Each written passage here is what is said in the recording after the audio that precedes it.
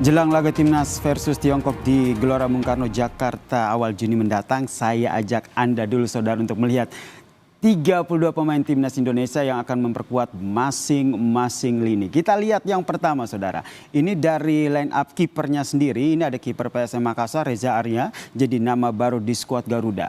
Di lini penjaga gawang, Reza akan bersama dengan para seniornya di Timnas. Di antaranya ada Marten Pas, namun Marten Pas dipastikan tidak akan membela Timnas saat menjamu Tiongkok di Stadion Utama GBK karena terkena akumulasi kartu kuning. Sehingga ada Hernando Ari, kemudian ada Nadeo Argawinata dan juga Emil Audero bersama dengan Reza sang pendatang baru yang nantinya akan menggantikan posisi dari Marten Pas. Ini yang akan menarik untuk kita perbincangkan. Kira-kira siapa ya yang nanti akan menggantikan posisi Marten Pas. Tapi sebelum itu kita lihat dulu nih. Selanjutnya ini adalah lini depannya saudara. Kalau dilihat dari line up lini depan, ini ada Bumbergek dari Stefano Lillipali yang kembali masuk dalam daftar. Tidak hanya Stefano, tapi kalau kita lihat Fano ini telah memperkuat Timnas sejak 2013 dan menjadi bagian penting dari Timnas untuk melaju ke final putaran Piala AFF 2016. Terakhir kali Fano ini masuk skuad Garuda kala menghadapi Burundi pada Maret 2023 lalu. Tidak hanya itu saudara, ada Lillipali yang akan bersama striker andalan Timnas saat ini yaitu Ole Romeni. Lalu penyerang klub dari Brisbane Roar FC ini, Rafael Struijk. Dan juga striker Dewa United yaitu Septian Bagaskara. Dan tentu saja ada Egy Maulana Fikri serta penyerang Persis Solo, Ramadan Sananta saudara. Lalu kita lihat ini adalah lini tengah. Nah ini wajah-wajah yang sudah tidak asing lagi saudara. Yang pertama kita lihat ada Marcelino Ferdinand. Dipanggil namun dipastikan tidak akan bermain kala menjamu Tiongkok di GBK pada 5 Juni mendatang karena akumulasi kartu kuning. Sehingga Timnas akan bergantung pada ada nama Tom Haye, kemudian ada Ricky Kambuaya, ada Ivar Jenner, ada Joy Palupesi dan juga Nathan Chuaon. Yang mencolok saudara, di sini tidak ada nama Ragnar Oratmangun dalam daftar. Nah, Ragnar sendiri yang biasanya mengisi gelandang maupun sayap depan Garuda, namun ia menyatakan tidak bisa memperkuat skuad Garuda saat ini karena dalam kondisi sakit. Lalu kita lihat ini adalah line up lini belakang. Trio benteng Timnas, ada kapten Timnas dan juga bek tengah andalan dari klub senior ataupun klub Serie A Italia, ada Jay Ides dan juga bersama dengan Justin Hapner dan juga ada Rizky Rido. Nah, mereka tetap menjaga pertahanan Garuda, diperkuat pula dengan ada Messi Hers dan juga Jordi Amat saudara. Lalu kita lihat di posisi sayap kanan, ini dia. Nama-namanya ada Asnawi Mangkualam dipanggil kembali oleh Patrick Kluivert di Timnas. Kemudian ada Sayuri bersaudara pun balik memperkuat Timnas Garuda saudara. Di posisi right wing ini ada Yakob Sayuri. Selain Asnawi dan juga Yakob ada juga Kevin Dix dan juga Sandy Walsh dan juga ada Eliano Reinders. Nah tadi yang bagian kanan sekarang kita lihat di sayap kiri ada penggawa Garuda yang sohor dengan lemparan jauhnya. Ya itu dia adalah Pratama Arhan juga kembali dipanggil ke Timnas. Arhan bersama dengan Yante Sayuri dan juga ada Shane Patinama. Lalu ada Calvin Verdong dan juga ada Dean James. Ini akan menjaga sisi left wings Garuda saudara. Nah yang menarik saudara lewat akun Instagramnya ini @oratmangun. Ragnar Oratmangun ini yang merupakan gelandang dan juga sayap andalan Garuda Indonesia. Ini Ragnar Oratmangun pun angkat bicara soal dirinya yang absen membela Timnas. Ini dia kutipan apa yang menjadi cuitan dari Ragnar Oratmangun. Ragnar bilang, untuk supporter Timnas karena cedera saya tidak bisa bergabung dengan tim untuk 2 pertandingan terakhir di ronde ini. Tidak ada tempat lain yang lebih saya inginkan selain berada di lapangan berjuang untuk Garuda. Tetapi kesehatan adalah yang utama. Saya akan melakukan segalanya di musim panas ini agar 100% bugar di awal musim. Untuk saat ini semoga sukses dan terus percaya, ujar Ragnar. Lalu saudara, bagaimana kekuatan timnas setelah PSSI mengumumkan 32 nama yang dipanggil untuk menghadapi Tiongkok pada kualifikasi Piala Dunia 2026 yang akan berlangsung pada 5 Juni di Gelora Bung Karno, Jakarta.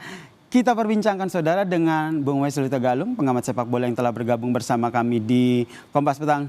Salam olahraga, Bung Wesley. Ya, tadi kita lihat nih, tadi ada 32 nama yang sudah dipanggil oleh Garuda, oleh PSSI. Kira-kira nanti siapa saja nih nama-nama yang nantinya akan dipilih oleh Patrick Kluivert? Ya, sebelum itu kita harus kembalikan kepada situasi bahwa setiap pelatih itu punya game plan, punya strategi yang dia inginkan, makanya dia panggil pemain yang dia anggap akan cocok untuk memainkan strategi begitu, Bung Yasir.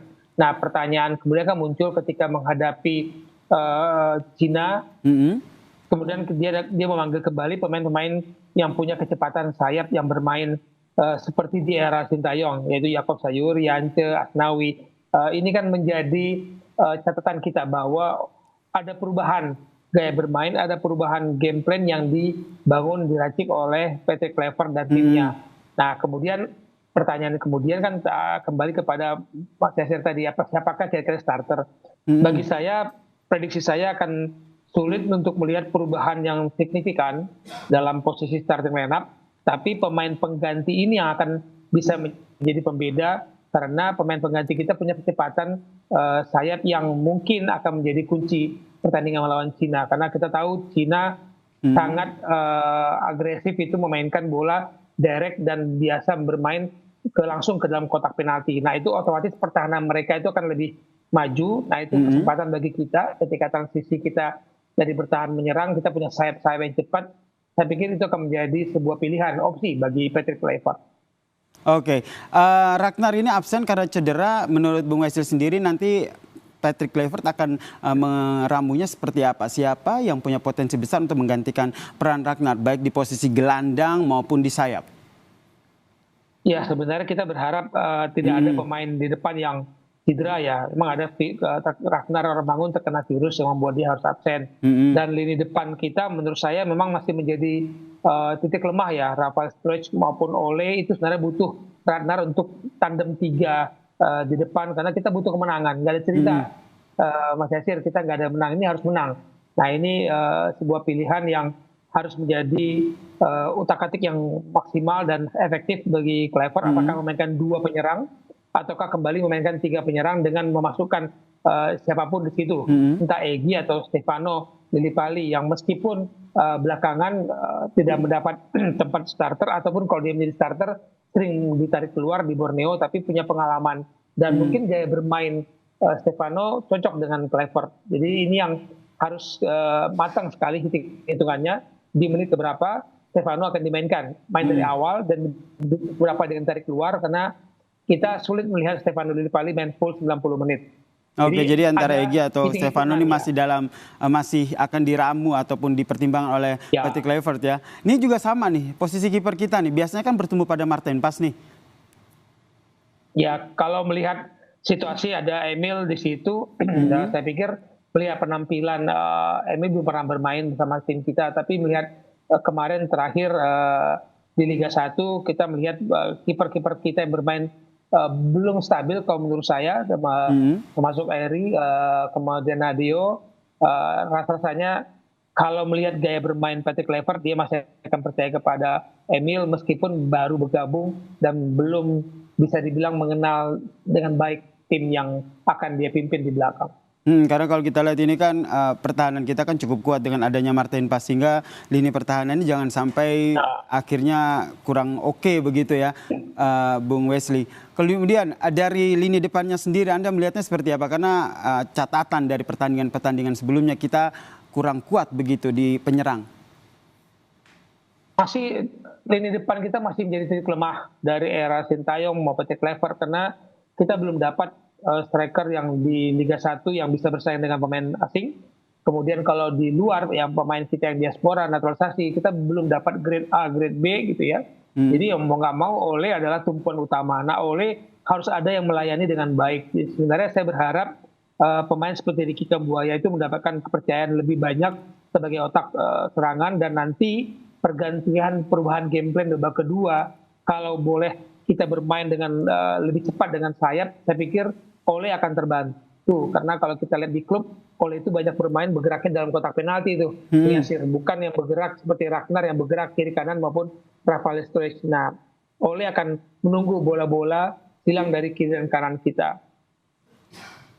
Kemudian ini kemarin juga sempat ada pengamat yang menyatakan bahwa sebenarnya ada salah satu pemain yang juga harusnya bisa masuk, yaitu Beckham Putra dari Persib begitu. Menurut Anda ini Anda membacanya seperti apa dulu deh?